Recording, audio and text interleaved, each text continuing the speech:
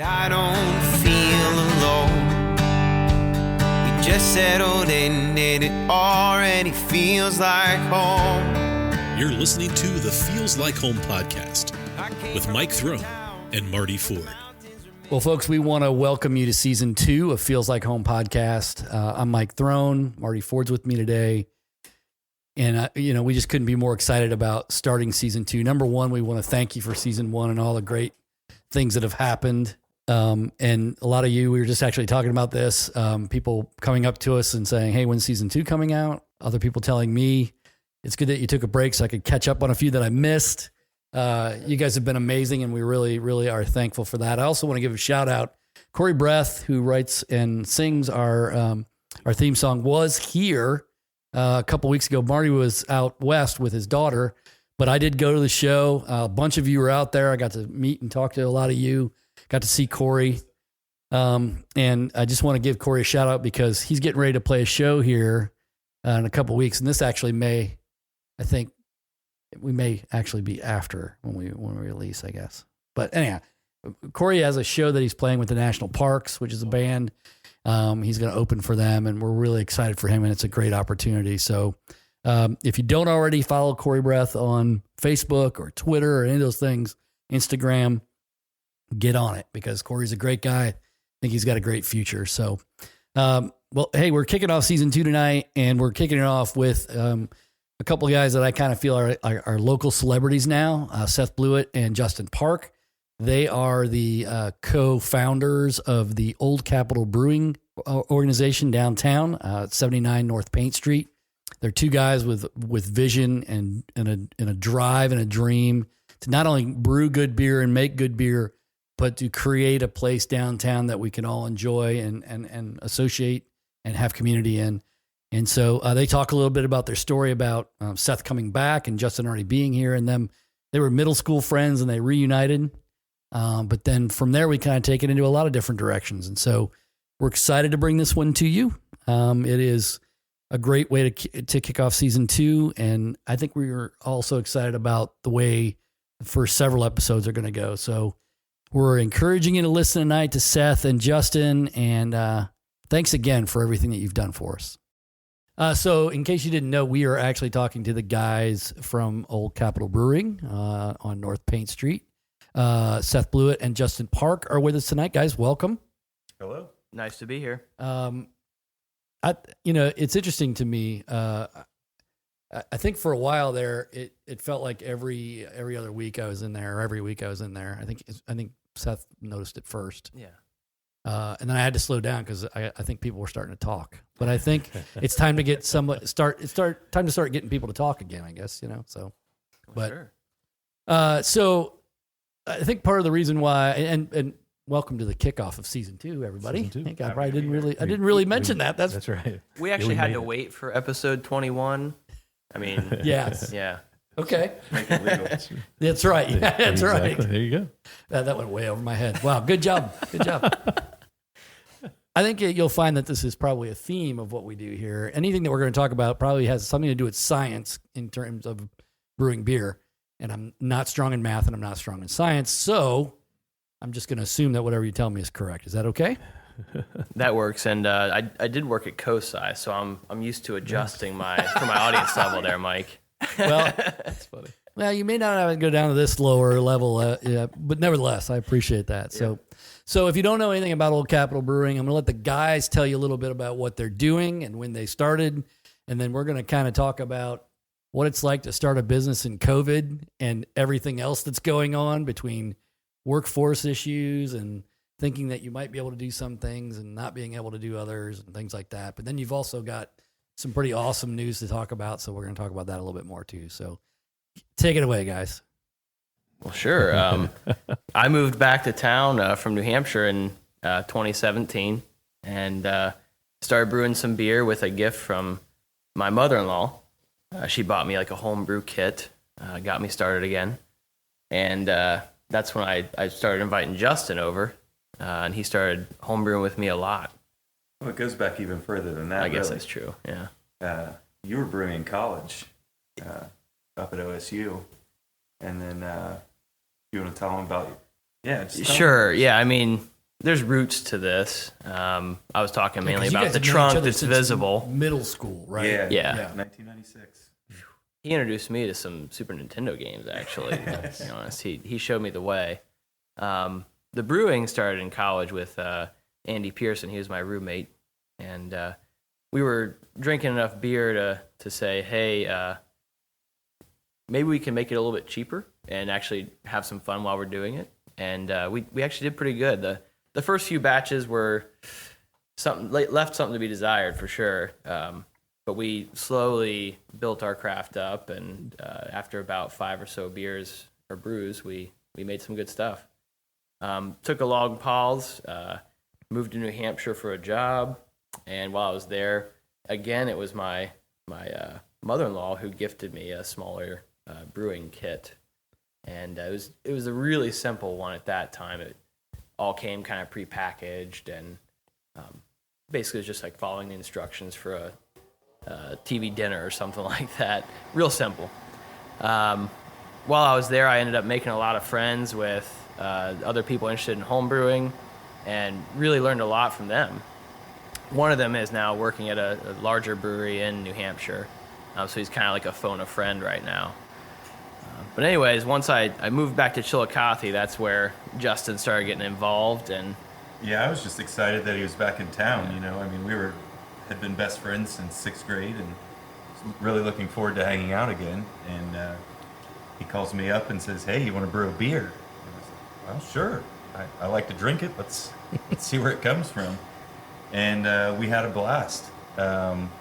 Getting able to see the process and learn from the grains and the hops to the finished product was really neat to see. And we had so much fun that I think I ended up coming back, if not the next weekend, the weekend after that, and we brewed again. And then I really got interested in it and started doing my own research and reading, and things just started to snowball. We were, buying hops and buying more grains, and then we started buying some more equipment and trying different things out, and eventually we were kind of knee deep in it. And I remember one day after a brew, we were sitting in his basement on the couch, and he just looks over like, "Hey, you want to do this for real and open a tap room?" And I thought he was crazy. Like, "Are you serious?" for the record, I thought I was crazy as well. He was kind of hoping that you would say, "Well, no, that sounds insane. Why would we do that?" Right? In so many words. But then I went home and kind of slept on it, and it started to make sense. So, yeah, here we are. Many hours of There's work. a lot of time invested in researching different aspects of the brewery. Like our walk-in cooler, that's completely designed by us. It's not prefabricated. We ended up saving a little bit of cash on that. We tried to do that as much as we could. Not that we needed to necessarily, but it was kind of a fun part of the process, being able to use parts and pieces and build things ourselves. Yeah. And that was going to be one of my questions too, because obviously with your background in science, there's a lot about beer making and brewing that is a lot about science. Is that why you think you kind of gravitated toward that, or you kind of always had that in the back of your mind, and so when you get this home brewing kit years later after not doing it for a while, it just rekindled the fire?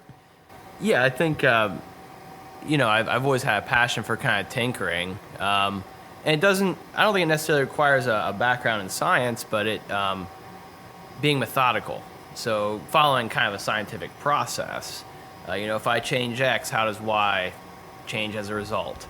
And it's really about being observant, taking good notes, and proceeding forward and doing it many times.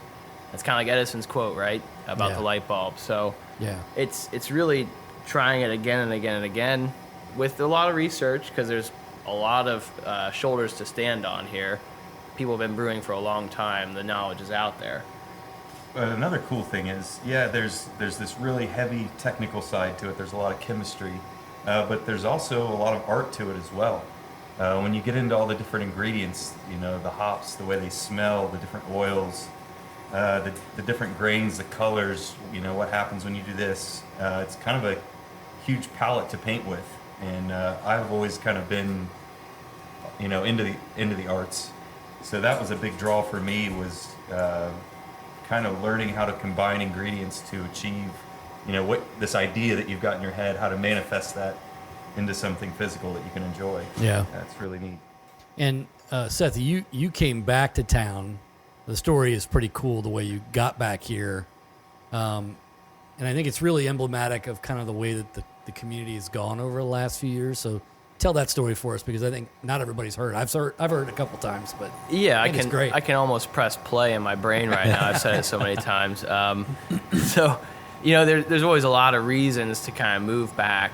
At least for me, I look for a few things or signs that show me this is the right way to go. One of them was my mother getting ready to retire, saying, "Hey, my grandkids are my life," and my sister's married to the military, so she can't be around. And opportunity arose at work where I could work remotely from anywhere, as long as I had an internet connection. Before we were all doing it. Yeah, so I got lucky there. So some things are starting to kind of line up, and I'd seen an article about a brewery that was attempting to open here maybe in 2015 or something like that. And I thought, well, that's pretty cool, Chillicothe's on the up and up. They're getting a brewery. So that idea was kind of rattling around in my head, and I was tracking that and seeing how that was progressing. And I think it was Luke Feeney's speech at the DNC, the 2016 DNC. He had roughly a 3-minute speech, and he talked a lot about Chillicothe, but he also mentioned Courtney Lewis. She was one of my sister's friends growing up, and just something about her being my sister's friend made it seem possible for me. She was roughly my age. Hey, she started a business. I could start a business. I like brewing beer. Yeah, I think this could work. So that's kind of how the idea sparked originally. I have to thank Luke, and I've already thanked him. Yeah. Yeah. And you were already living here, right, Justin? I mean, Yeah, besides, going away for college, I've lived here my whole life. Yeah. So, yeah. So really, it was kind of like all the stars were aligning, I think, to kind of produce what is here. But still, like, I think people they see the end product, right? They see, they have a tap room downtown, and it's, they brew their own beer. They don't really know the process. It's a 5-year process, really, to get from moving back here to where you're at now. And I think 2017 is about when you guys start hanging out and brewing together. And so then that process has to go for a while too, because you don't obviously just walk in and go, you know what, we're going to do roasted and it's going to be coffee based. Like you got to develop these things, right? All of our recipes, we brewed and brewed again, and we'd tweak something. We'd say, this is great, but what about this? What can we change here? And the neighbors in Seth's neighborhood really got to know us. So we were kind of a staple on Saturdays out there in the driveway every week. People would wave to us. The mailman got to really know us. Yeah. Yeah, he'd stop and talk to us, not to get him in trouble if his supervisor's listening. Yeah. He just talked. It's all he did. Is all he talked. That is all he did. Yeah. To be quite honest. He knew. Yeah. Well, I just think it's fascinating, because you look at the number of beers and the different types of beers that there are. How many different beers do you think you brew for actual use right now? Different varieties of beers that you do. 13? I was going to say 12, but yeah. we don't really know right now. We've got a lot of back recipes ready to go. Yeah, Okay. we still have a lot of things that we know about that the public has yet to got to taste. There's still a little test kitchen at home. Well, and we have been piloting some new stuff that's really exciting. Well, you sprang Heffy on me without me knowing, which was awesome. I don't know that I knew much about Yoctangi when you rolled that out. So, I feel I'm okay not being in the know until it actually happens. I'm good with that. It makes it all that more of a surprise. We kind of like little surprises when you get in there. Yeah, absolutely. So I think. Okay. Go ahead. I was going to say, what's the timeline when you're testing? You're obviously you're making small batch stuff to figure out the recipe, and then you expand that recipe to make larger batches. But you're in the kitchen, you're doing something. What's the timeline until it's ready to taste and know that your recipe was a success or a failure? So Yeah, we both looked at each other like, who's going to take this? We know what we're going to say, right? Well, there's ale yeast and there's lager yeast, Yeah. right? So ales are roughly 2 weeks. Lagers Okay. are a little longer, at like a month and a half. And those are the real challenge to pilot, right? Because you're waiting for so long, and you just don't know if all that effort and time is worth it or not. It's a nail biter. Yeah. Sure. Yeah, when you're piloting a new lager. And even the lagering, we did a lot of research on different temperature profiles. There's certain things called diacetyl rest. How long do you leave that beer at a certain temperature to let all the not so great gases go off? Yeah, so the yeast, like you said, diacetyl, the yeast produce a lot of reactions and chemicals along the way of its process of fermenting. So diacetyl basically tastes like movie theater popcorn butter. And if you could imagine, that's not a flavor that you really want in your beer. So one of the first lagers that we did, it tasted like butter. And that led us down this whole trail of, okay, what is this? Why did it happen? How do we prevent it? And, it was valuable knowledge. And so things, the piloting goes a lot faster now because we have a much better, grasp on the technical side of things. And we've nailed down these processes. So like the newest stuff that we're putting out, we really haven't had to go back and mess with a lot because we're really good at recipe creation and we're really good at the process. We pretty much end up with what we want now. I mean, I'm probably just cursed as, saying that to everybody. I heard earlier, knock on plastic. Yeah. Does Right, that work? That's the best I can give you right now. Okay, yeah. So you're saying you're getting really good at predicting whether what you just did is going to work out in the end or Yeah. not. So Yeah. you've made enough mistakes on the front side to get there. That's good. Well, but you could kind of Bob Ross it and just say happy accidents, right? Like, I mean, I'm the master of that. yeah, That's his department. Yeah. Completely.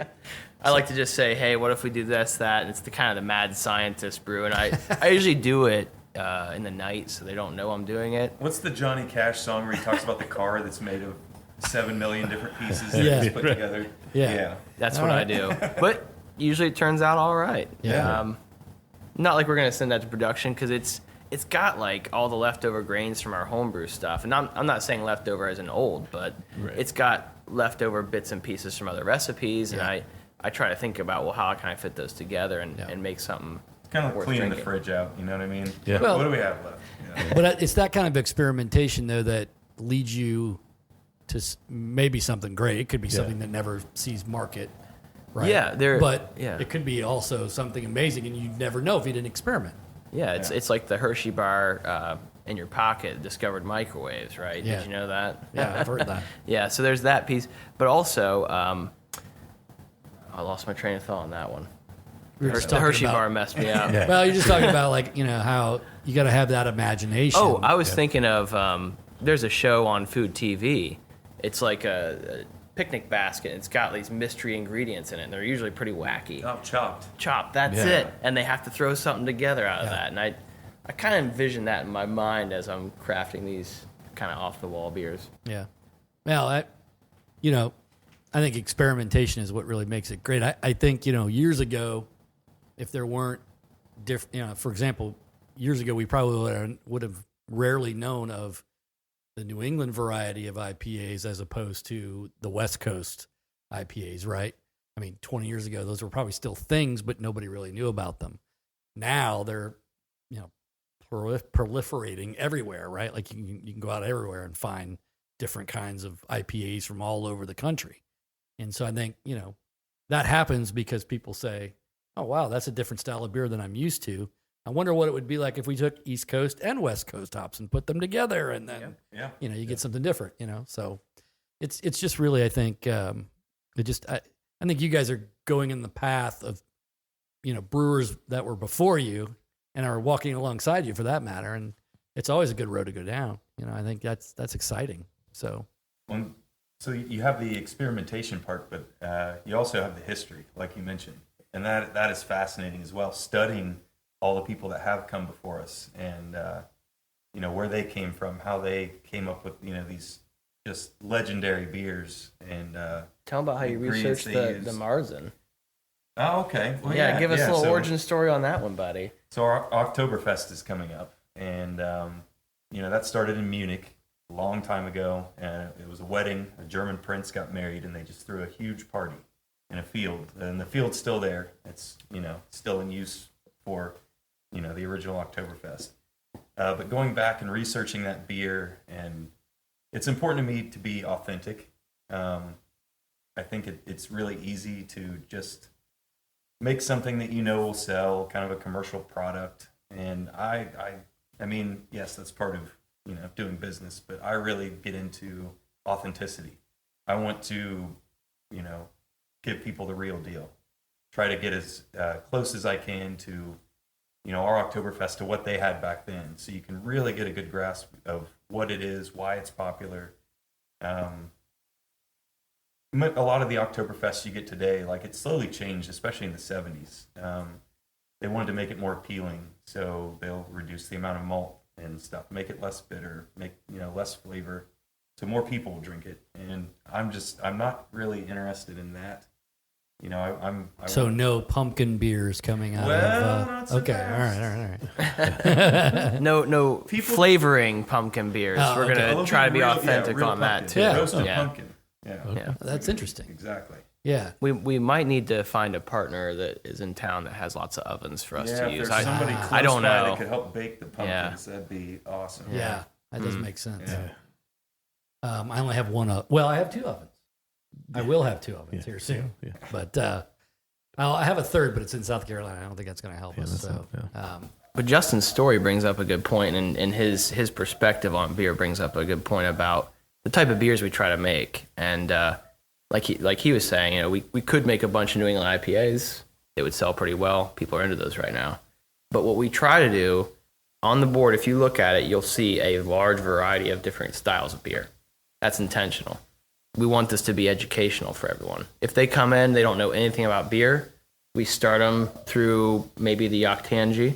It's a nice light pale ale. Depends or the on what Luft. If they've grown up on the domestics, then we start them on the Kolsch, the Luft. Yeah.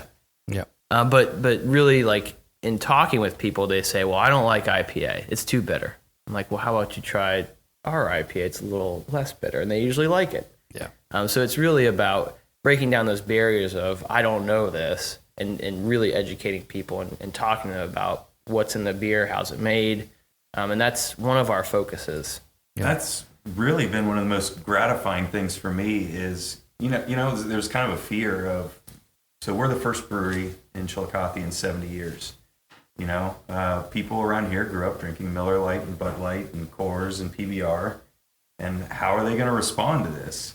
And you get somebody that's walked in that's grown up on Miller Lite, and you can see them kind of eyeing the selections, not sure what to do, and then engaging with them, like Seth said, kind of guiding them through the process, and then they find one that they love, and you see like a light bulb go off, like, I can drink craft beer, and it makes it completely worth doing. It's awesome. Yeah, I remember the beginning of the craft beer revolution in Chillicothe and not really being able to go much of anywhere to get certain things. And then thinking, geez, will this ever catch on? And now, you look at it where we now have 2 craft breweries in town, and so like, it's kind of a neat way to look at it. Everything sort of comes a little slower, I think, because, Southern Ohio tends to adopt things a little slower than some other places. But I think ultimately, you guys are catching this sort of on the upward, trend. So that's the good news. I think, I'm going to tell you real quick. I think Old Chap to me is the underrated star of your selection. I am not somebody that likes that style of beer, but when you guys opened up, I was like, well, I've got to have them all because I have to be able to explain to people how these things are. And I find myself gravitating toward it more than anything else, which maybe I might be in the minority. I don't know, but I enjoy it immensely. I'm like you. We talked earlier about the roasted, which I have a little cup of here right now myself, and it's one of my favorites as well. But I'm also like you guys, where it's like if I get there at 9:00 at night, I'm not drinking something with caffeine because I'll still be up at 4 a.m. Now that might be useful to brew beer. It's not useful for me. So, but I love. Shout out to Trent at Roast for the beans. Yes. And the coffee porter. It makes it. It really does. And I will say this, like I think the cool thing that you guys have done is you've really tried to emphasize being part of a community and collaborating with people. You know, you have Roasted, which you've done. You did a 50 West collaboration. You even started out with a collaboration on your food and things like that. And I know that that's been put on hold for a little bit, but you've also had some food trucks come in, which I think is a great idea. You know, is that really part of what you've been trying to do? Like, is that how you emphasize community, is by really bringing, you know, other breweries in, other people in? Absolutely. I mean, nothing exists in a vacuum, and especially this downtown scene is so special. Seeing people our age kind of invest their heart, you know, back into the downtown. You know, I mean, like when we were in high school, there was no reason for young people to go downtown. There were, you know, lawyer's office, bail bonds, insurance, stuff was boarded up. The only two I remember were Bavarian Toy Works and Lloyd's Sweet Shop. Yeah, there we go. Yeah, those are the only two I remember. And I had Reader's Drugstore over in my area, which had great candy selection. Yeah, and shakes. And snow cones. The chipped ice. That's right. Snow cones, man. Yeah. Can't forget that. But to kind of see the growth that's happened and to be able to be a part of that is amazing. We're so happy to be a part of the community down there and to try to, you know, make Chillicothe, you know, a better place and you know, even get us on the map. We've noticed people coming from Columbus and Cincinnati and Dayton and Athens, and we've had visitors from other states. Yeah, we had a couple from the United Kingdom in last month. You know, it's so cool to see that people are coming to Chillicothe. Yeah. Well, and even your partnership with the building that you're in with Bart Herrnstein. Yeah. I mean, that took a facade and a building that, as you guys know, it's not the same building anymore because of all the work that had to go into it. Partially because of what you had to do to build your cooler and to have that amount of beer in it and so on. But like, I think also because not only you guys wanted to have a great place for people to go, but Bart is very, very interested in making sure that whatever he does to change things is going to look great and be a great experience for the people that come down there. And so, you know, I think, you know, not only as the chamber guy, but as a person that lives in downtown, like seeing what's happened in that area is just, you know, it blows me away because it's such a great transformation, you know. And I'm sure it's great to be part of that, you know. That really is. Yeah. It sure is. So I want to talk quickly because when you decided to open, you know, you had a timetable and you were rolling toward that timetable, and then COVID intervened. And so that kind of put things off. And then as you started opening, for a lot of people, workforce was an issue, but you seem to have navigated that pretty well. And then it feels like I don't want to say that they're major hurdles, but maybe they feel that way to you guys. Like COVID's a major hurdle, right? Workforce wasn't as much. I feel like you guys have had a pretty steady employee base. We got incredibly lucky with our employees. Talk about stars aligning. The girls in Gunner, they're the best. Yeah. You know what I mean, we couldn't have better people working for us. Yeah. Yeah. Yeah, I mean, There was like a 2-month period there where Well, yeah, at the very beginning. we didn't really have many workers. Yeah. No, well, and you guys were working almost every day, I think. Yeah. Let's not forget that. It was crazy. It was a lot of fun. You ever read Dante's Inferno? I feel like we went through the ninth circle there. Yeah. But I feel like the story of Old Capitol for the first year or so is like changes on the fly. Like everything has to change. You know, capacity restrictions, working through the workforce issue. You know, you had an idea for food and then it had to change. And, you know, those are the things that I think when you are mapping out your business plan, you're not going, oh, yeah, we're going to have a pandemic and then no one's going to want to come back to work. And then it's the best laid plans of mice and men. Yeah, you know what I mean? Yeah. It almost, you know, you want to worry, but we almost laugh now, you know, because we're so used to just having to pivot and be creative and you know, find a way through whatever's thrown at us. Yeah. And I think it's probably made us a lot stronger. You know, problem solving. You have to be good at it. Yep. Yeah. I also am really excited about the fact that you guys have really tried to be educational with what you do.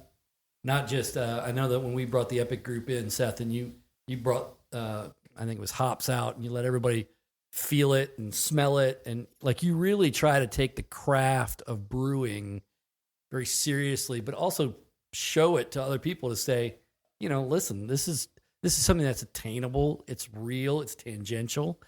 You know, it's not just an ephemeral thing that you're just out there and no one can do it except for these secret people in the back of a room. You know, I think that's been great about the way you guys have tried to do that. And some of the other elements of that too, if there's not a whole lot of people in the tap room, which happens from time to time, and I get to talking with a guest, then you better believe I'm taking them in the back and showing them the kettles and talking about how beer's made. Yeah. It's just a fun thing to do. And I think you've done that too, Justin. And you get the home brewers that come in, and you know they're kind of eyeing what's going on back there, and then they're a lot of fun to talk to too, because you know they're exactly where we were, but a few years ago, and being able to show them kind of like the, you know, I guess how things amp up when you get exactly, a larger how volume, things scale up. Yeah, it's cool. Yeah, I think it's interesting how, like, one of the first questions you asked me is, do you drink black coffee? And my journey with coffee, and how you have the opportunity to have a journey with your clients that come in with the beer and the process of making beer and helping them find what they might like. Because I've always heard the thing, beer is an acquired taste, and you have to try a lot of different kinds to maybe land on what you like. And Mike already told you, I'm not a beer drinker, but I wasn't a coffee drinker until Trent at Roast sat down with me one day and said, "You don't drink coffee? It's because somebody hasn't made you good coffee." And so then kind of walked me through the process of coffee and how all these things impact the flavor. And so that's what I'm hearing in this conversation about beer is like, there's a similar type of journey for the person that's, you know, learning to find their taste in beer. And so I know whatever you served us there, that is really good. I guess Trent strikes again in the background. Yeah. Well, and maybe it's because of coffee, because this is the roasted, right? So, It's roasted, yep. And so maybe that lends to I've acquired that taste. So, but it's amazing to hear the process. The question I have: how did you land on the name?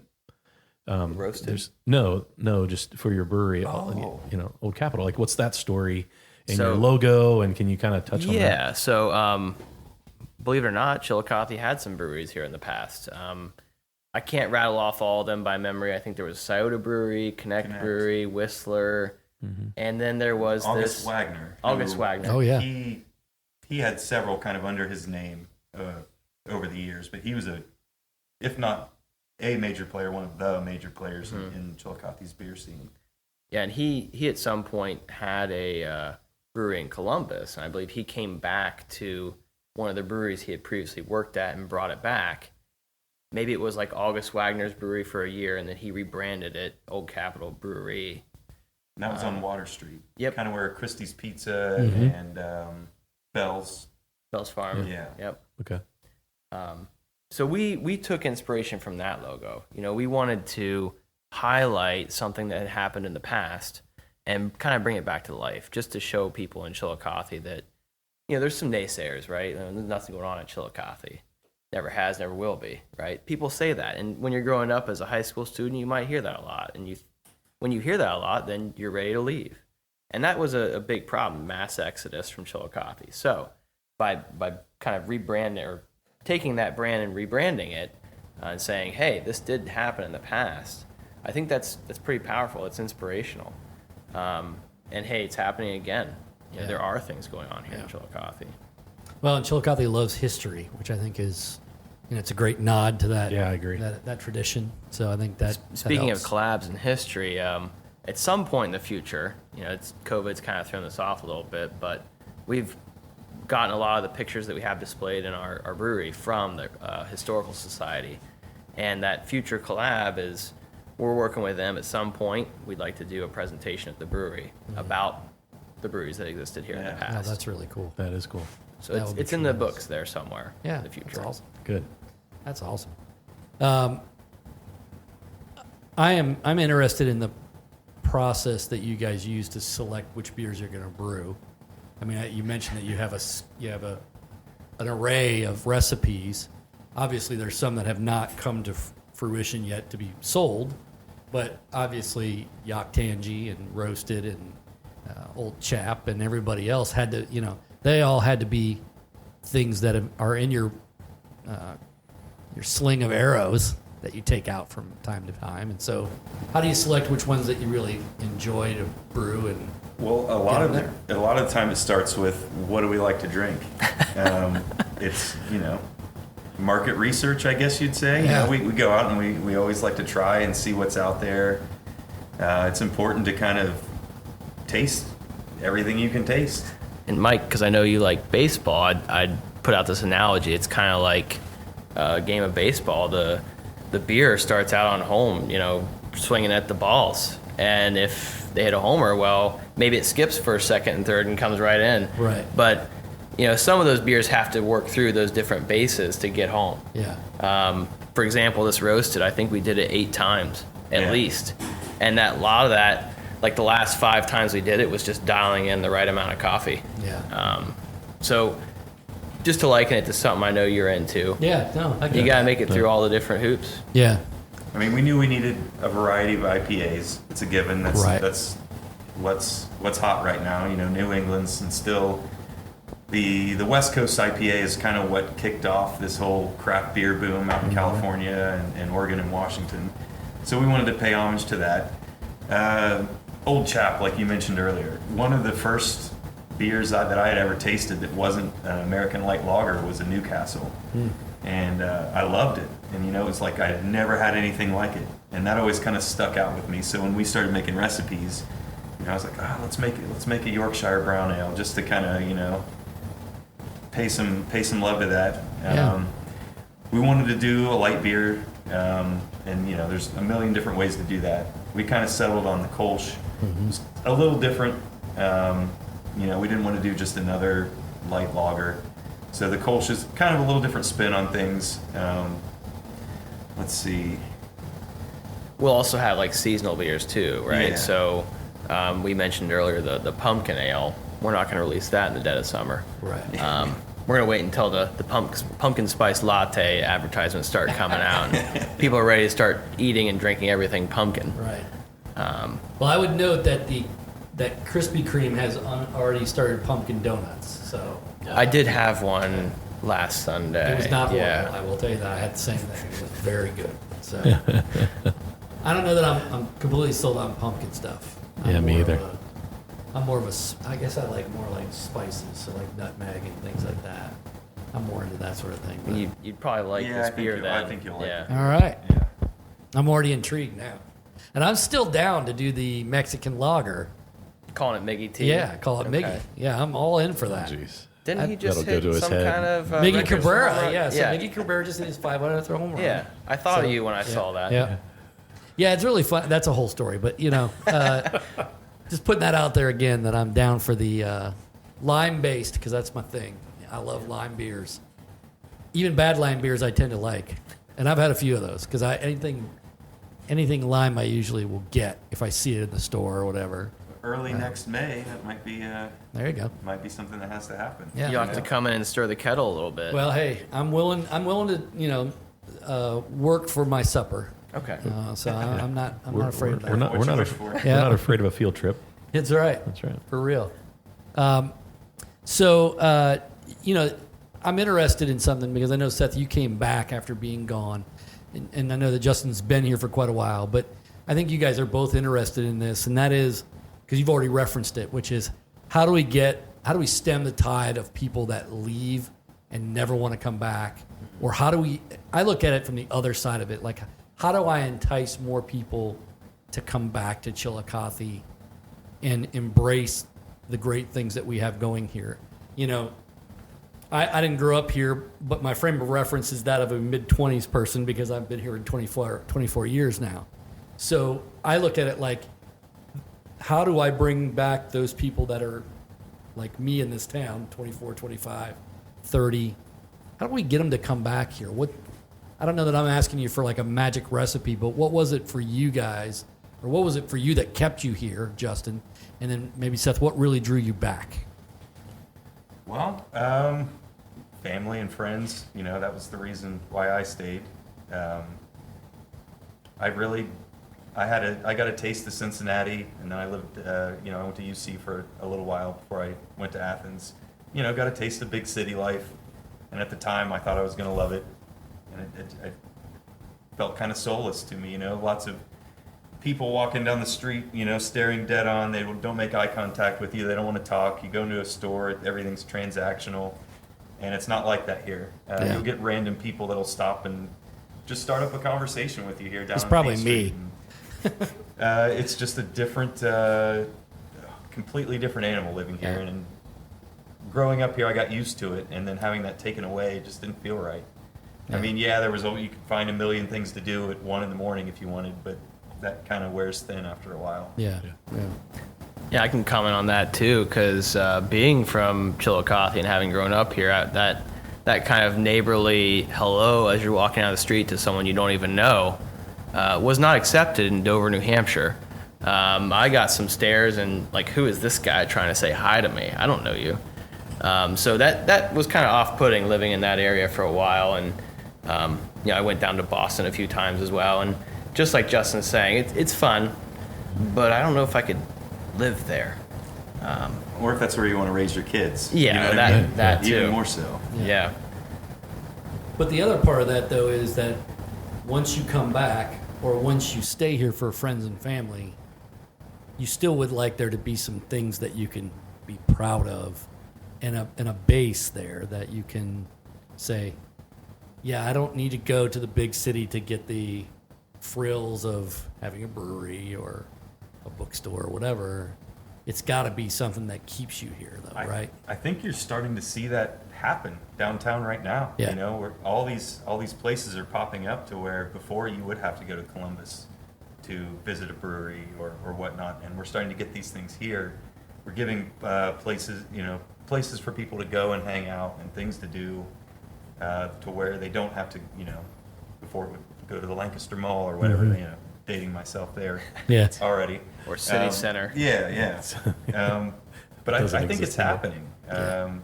Giving young people things to do and places to go, and you know, ways to, you know, stay out of trouble. Yeah. You mentioned this earlier, but the collaborations that you're doing is going to extend that you're now going to be able to brew and then distribute your own beer. And so talk a little bit about that. That process had to be kind of lengthy as well. And Yeah, I think first I need to state that we're not going to be able to distribute Okay. to everybody. right. There's Yeah. a certain amount we can produce right now, and we're going to be probably a little particular with who we can distribute to so that we don't affect sales across the bar. That's why we haven't even explored it up until this point. Is Yeah. that we've barely been able to keep enough beer in our cooler to keep everybody happy in Yeah. the brewery. Yeah. Gosh, in the beginning when we were trying to figure out our production schedule, we had a weekend where there's 3 beers on tap. And it was sad. It was like flip a coin to figure out what you want. And, I mean, yeah, that means we sold a lot of beer. So on one hand, everybody's like, oh, that's a good problem to have. But then it also sucks. You know what I mean? Yeah. And you've tried to have your tap room be your beer, I think, right? Mostly Yeah. that and Ohio beers. And, Yeah. you know, over time we've kind of accepted some more beers coming in. And actually, it's really beers that we like, too. So. Yeah. But we were able to show off a lot more varieties of beer that way. Sure. So we had Rodenbach, which is a Belgian sour aged beer. It's aged in these oak barrel type things called footers, I think, or footers. I may not be pronouncing that right. But it's a very unique beer. It's a sour beer that has kind of a oaky wine note to it. Something that you'd never probably run across. I don't think you're going to see that at any other place here in Yeah. town. That's my guess. Yeah. And I mean, like, I remember the first time I had anything from Rock Mill, which, you know, Saison to me was like what was that? You know, I didn't on even, Mars, yeah, it really was. And I remember thinking to myself, I don't know if I really like this, but the more I had them, the more I was like, okay, I get it. It's like, it's a different taste. It's a different feel. It's a lot different. I think if you can provide that variety for folks, again, you know, it's like when you introduce somebody to a Kolsch that's been normally drinking light American lagers, it's like, you know, they landed on Mars too, right? So it's, how many other planets can we get to, guys? You know, so why not, right? So I think it's great. And I think the fact that you've been able to keep up with it, that might get challenged down the road here when things aren't in a situation like we are still with the pandemic and so on. It might, who knows what kind of volume we're going to have in and out of these places. Chillicothe grows over time. Yeah. You'll start seeing more people come through. Yeah. But I'm also interested in, you guys have lives outside of what you do for a living. And we always try to let people give a shout out to their families, because obviously your family's sacrifice, your families have been a very integral part of what you've done so far. So we want to make sure that you're able to shout them out and give them a little bit of love for all the love that they've let you put into beer. So I want to make sure I do that for you guys. Well, yeah, definitely the families. Without our wives, we couldn't have done this. No. My parents, all the times my parents have watched my kids when my wife is somewhere else and I need to do something at the brewery, they've been there.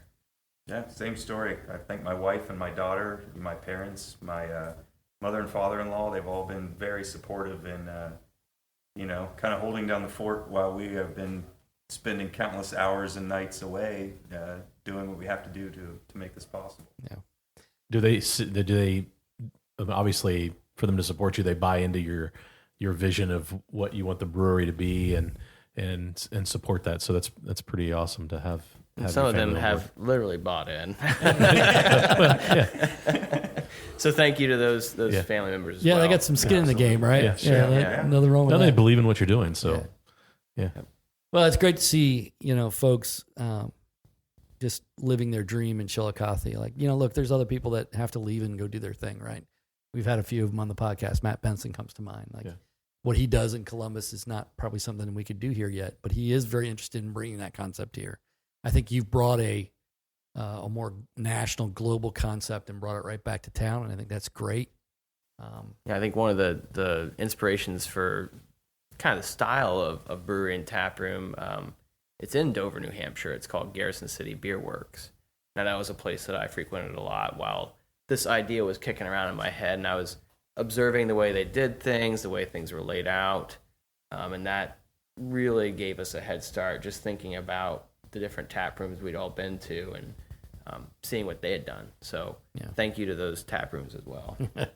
And you have to visit quite a few of them to make sure that the concept is solidified. And right? honestly, we still need to visit them to make sure that we're on par and doing things the right way. Well, and the craft beer community itself is huge. We can't forget about. It's not like a cutthroat business like you might imagine. Everybody is there to kind of pay it forward and help the next guy out, because that's how they've come through. Like, we've talked to Seth at Jackie O's, and he assisted us with a method for essentially dry hopping our roasted beer with those beans. Yeah, it's not like screw you, I've got my secrets. You figure it out. People are so helpful, and it's made it a lot easier. The guys down at 50 West. Yeah. Max, Bobby, Scott, you know what I mean? Like, oh, Jennifer, geez, she's the brewer there. Yeah. Too. Yeah, can't forget her. I mean, it's just been, we felt very welcomed. Not like we were trying to break into this secret club. We were welcomed in and helped out along the way. Yeah. So that's made things obviously much easier. Yeah. Well, I'm so glad that we sort of kicked off season 2 with you guys, and think you guys have been one that we've wanted to bring in for a while and talk to. And I think what's great about what you've done is you've revitalized a little corner. You've brought a new concept and some new things there. Your local guys coming back and reinvesting in your community, and that to me is exactly what we want to see more and more and more of. And the more that we can clone the two of you, the more beer you'll be able to make. And then if we can clone that into doing some other things, then maybe that we'll just keep growing it exponentially from that point forward. So, do the clones get a share in the brewery too? I don't know think, if our wives would be too. You're probably right. Yeah. So I'm going to let you negotiate your own contracts with them. Okay. Yeah. I'm just trying to figure out how to get more of you guys. That's all. So I'm just responsible for the manpower part of it, not the rest of it. So, got ya. But keep doing what you're doing, because it's working. Like I think it's just been a tremendous addition to see you guys, especially in the middle of the last year or so, just continue watch you guys grow and as business owners as well. So. Actually, you just sparked a memory. Yeah. I have to thank you for driving us in the beginning. We posted up a coming soon sign in the window, and our definition of soon was like 6 months, where as Mike Throne and the chamber thought it was like a month or so. Yeah. We had to kind of kick our social media into gear and start highlighting stuff. Yeah, I remember that distinctly. Like it was the first time I'd ever seen a little sign, and so I was like, "Oh, let's take a picture and put it up." We put it up. The next thing I know, people were like calling me. So are they opening soon? I'm like, well, I don't know. Like I just put a picture up, but that's all I did. The next few months, we really stretched those construction photos as best we could. Yeah, that's right. Well, that was kind of cool to bring people along. For certain. Along the ride. It's, go Oh, from- yeah, most definitely. And it shows that it's not just like, oh, plopping a brewery in the middle of downtown. Like, especially that building, as we know, had to have a lot of work done on it. Yeah. And so it's not an easy process. People think it's pretty easy, but it's not. And it was cool to see how excited the community was to see what, something that you were doing, to have that in their community. Yeah. They were looking forward to the fact that there was going to be a brewery right downtown to add to all the other things that are going on. It just fits perfectly. Yeah. And it was a lot of excitement around it. I look at it this way, and this is, the way that 50 West was an outside investment in our community and what they brought here is great. Not saying anything wrong about that, but you guys are homegrown talent doing your thing here, and that's special too. Mm-hmm. So I think, we could have both. We don't have to have one or the other. Just like you were saying, Justin, when, these guys, they might guard their recipes.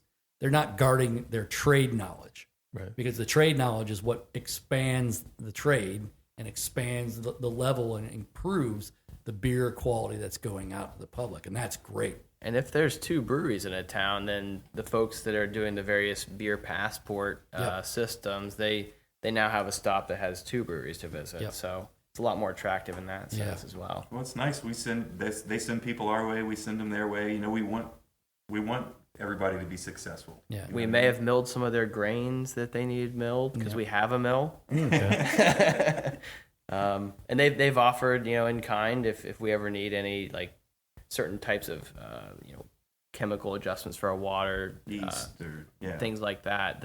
They're just down the road. Yeah. I'll tell you a story too. So this was probably about a month ago or so. I was meeting a friend downtown. They were already at Old Capitol, and so I got there a little bit late. And as I came up, I noticed that my buddy had his dog, and there were 2 people sitting at an adjacent table that had a dog as well. And they got up to leave after I was there for a little bit. Hey, good to see you guys. Nice to meet you. And then off they went. I said, so who was that? And they said, well, that was some people from Columbus. They came down to go to Grandpa Joe's. And they got down here and they saw everything that was going on. And they were sitting there asking us. So they stopped over to have a beer. They were asking us about other questions about 50 West, about all these other places, so on and so forth. And they said, well, there's too much to do here. We're going to have to come back now. And so mission accomplished, right? Like that's exactly what we want, all of us. Because if they have to come back next time, they even said to my buddy as they were leaving, next time we'll get an Airbnb or get a hotel room and we'll just stay for the weekend. So win all the way around. So know that what you're doing is contributing to the greater good. So thanks for being on and thanks for what you're doing.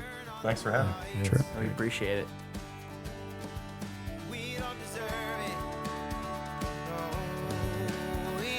You've been listening to the Feels Like Home podcast with Mike Throne and Marty Fruit. A little strange, but I don't feel alone. We just settled in and it already feels like home. Feels like home. Feels like